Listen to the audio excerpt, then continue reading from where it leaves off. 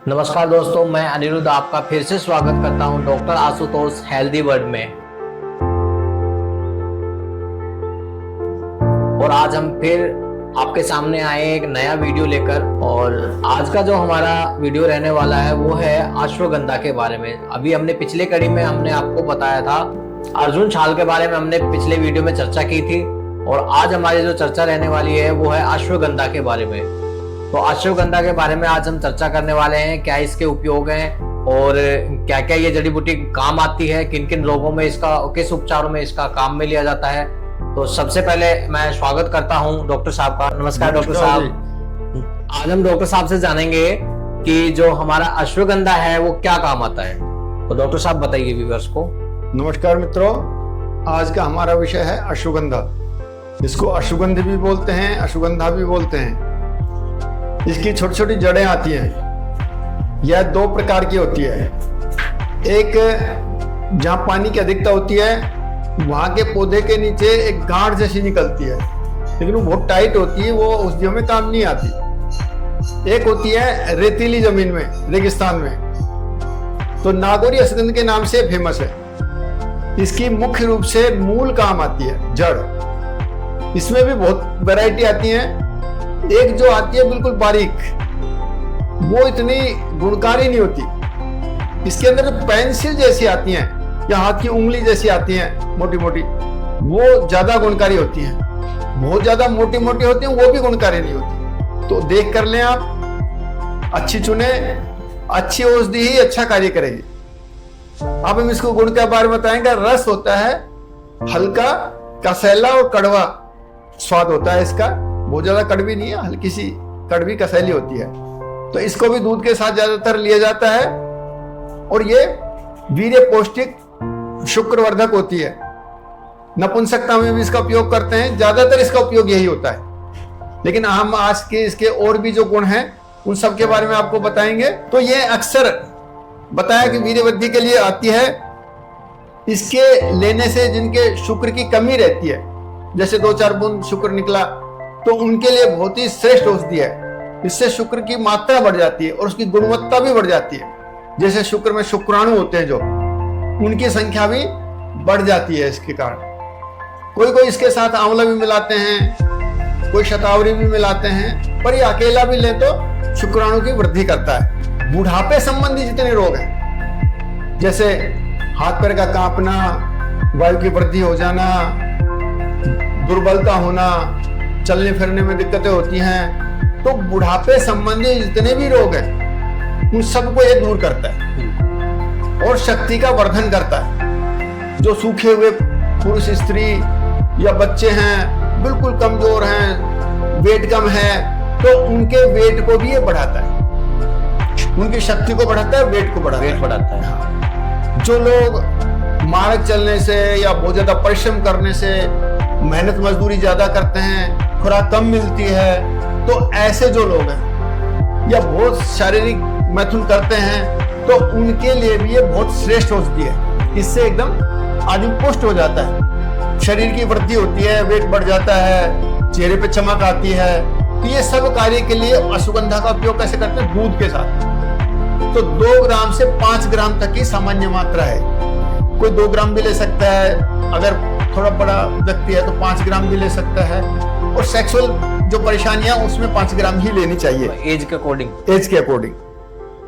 ये वायु संबंधी रोग जो शरीर में दर्द रहना, हाथ पैर दुखना, गठिया बाय हो जाना, आम वात में भी, या जिनके बहुत से लोग कमजोर होते हैं उनके कमर में दर्द रहता है विशेष रूप से। बिल्कुल। और ये दर्द विशेष रूप से स्त्रियों को ज्यादा होता है, तो उनके लिए बहुत रामबाण औषधि है।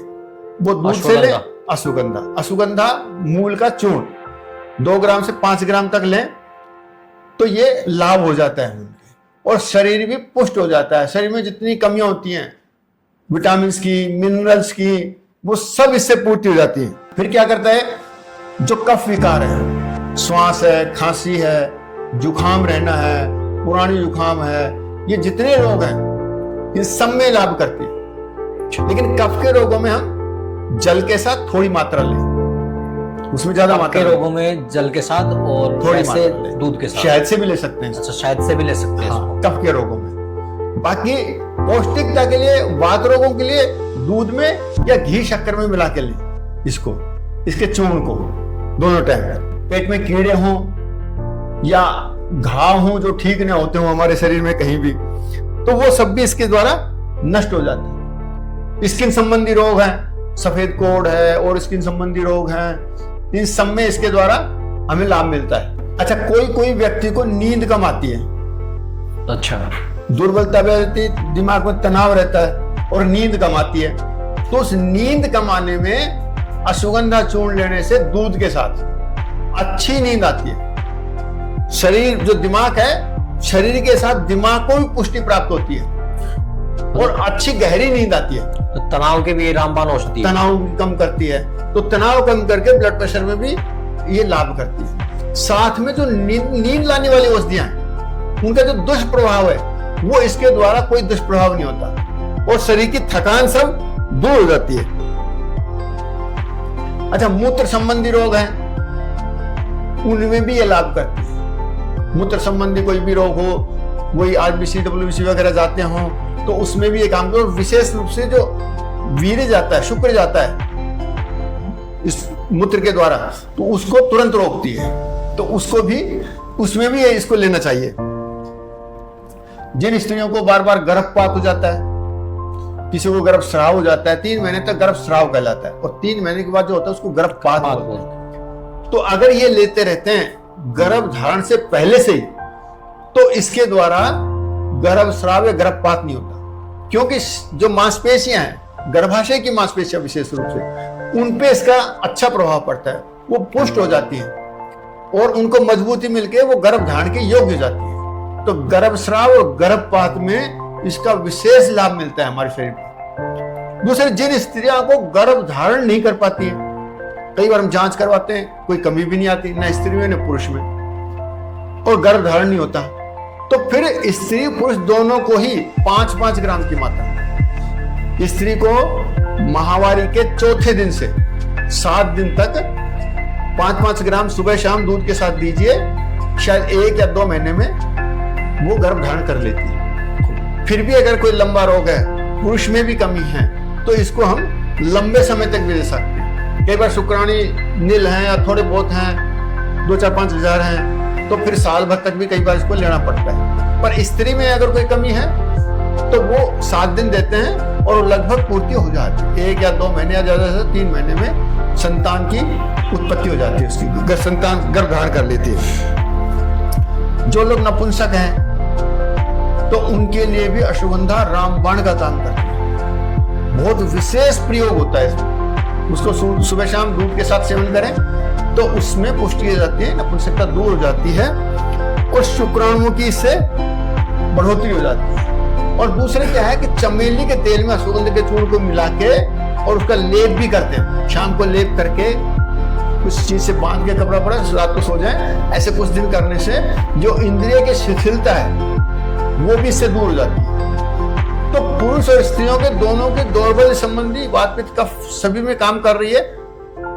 ये थोड़ी उष्ण होती है, इसलिए पित्त के रोगों में थोड़ी दिक्कत है इसमें। अगर पित्त के रोगों में देनी हो तो फिर हमें या तो दूध के साथ या घी शक्कर के साथ कम मात्रा में देनी चाहिए। कम मात्रा में, हाँ। तो उसमें भी लाभ होता है, एसिडिटी में भी लाभ करती है वैसे, पर कम मात्रा में इसका प्रयोग कीजिए, एसिडिटी तुरंत नष्ट होती है। लेकिन इसका गुण है, मूल गुण है उष्णता। तो उस जो जिसमें गर्मी बड़ी होती है, शरीर में जलन है, हाथ पैरों में जलन है, तो उसमें कोशिश करना चाहिए इसको अवॉइड करें। बाकी सब रोगों में दे सकते हैं, वात और कफ के रोग में तो विशेष रूप से दे सकते हैं। तो ये हमारा अश्वगंधा का है। अश्वगंधा और भी अनेक उपयोग होता है, शरीर के थकावट वगैरह सब दूर हो जाती है इससे, और आदमी के चेहरे पे चमक आ जाती है, चेहरा एकदम चमचमाट करने लग जाता है, रौनक आ जाती है चेहरे पे। चाहे स्त्री हो, पुरुष हो, बच्चे हो, ये सभी को दे सकते हैं। एक निर्भय दवाई है, कोई इसका कोई साइड इफेक्ट भी नहीं है। तो दोस्तों, आज हमने अश्वगंधा के जो उपयोग थे उनके बारे में जाना और क्या क्या इनसे उपचार हो सकता है उसके बारे में भी जाना है। किस तरीके से ये दवाई आपको लेनी चाहिए उसके बारे में भी डॉक्टर साहब ने आपको पूरे तरीके से बता दिया है। और ऐसा मेरे को नहीं लगता कोई भी आयुर्वेदिक ऐसा कोई चैनल है जो इतना खुल के आपको ये सारी चीजें बताने वाला है। तो चैनल को लाइक, शेयर और सब्सक्राइब जरूर करें, क्योंकि इसमें आने वाले जितने भी वीडियो है वो सारे किसी न किसी तरीके से आपके लिए लाभदायक होने वाले हैं। और इस चैनल को अपने दोस्तों तक शेयर जरूर करें, क्योंकि ये हर घर की कोई ना कोई ऐसी समस्या होती है जिससे कोई ना कोई पीड़ित होता है, तो उसको उपचार करने में डॉक्टर साहब के बताए गए नुस्खे सारे उपयोग किए हुए हैं। ये कोई भी ऐसा नहीं है कि उपयोग नहीं किया हुआ है, क्योंकि ये खुद भी 35 साल से ज्यादा का इनका अनुभव रहा है। तो इनका जो अनुभव है वो हमारे काम आ सकता है, आपके काम आ सकता है, आपके किसी परिजन के काम आ सकता है, किसी रिश्तेदार के काम आ सकता है। तो आप इस चीज को यूज में लीजिए। और अगर मित्रों ये मेरे सब अनुभूत उपयोग है, 40 साल से मैं खुद उपयोग में ले रहा हूँ और इनमें कोई अतिशयोक्ति नहीं है। जो हम कह रहे हैं अपने अनुभव के आधार पे कह रहे हैं, और इसमें कहीं भी आपको कमी महसूस नहीं होगी। फिर भी आपको लगे कोई बात हो तो हमसे कंसल्ट कर सकते हैं, कोई दिक्कत नहीं है। और किसी को जरूरत तो मंगवा भी सकते हैं, पर ये एक सरल औषधि है, सब जगह मिल जाती है, तो आप खुद खरीद के पीस के रख लीजिए, मिक्सी में पीस लीजिए, तो कोई कठिन चीज है नहीं। फिर भी किसी को दिक्कत हो तो हमें आदेश कर सकते हैं। धन्यवाद। तो दोस्तों, बाकी अगर आपको कुछ भी कंसल्ट करना है तो डिस्क्रिप्शन में नंबर दिया गया है, आप फोन कर सकते हैं उस पर। और इसी के साथ आज का हमारा अश्वगंधा का आयुर्वेद का ये चैप्टर यहीं पे समाप्त करते हैं। मिलते हैं नेक्स्ट कड़ी के अंदर फिर कोई अच्छा सा नुस्खा लेकर और आपकी समस्या का समाधान लेकर। धन्यवाद। नमस्कार।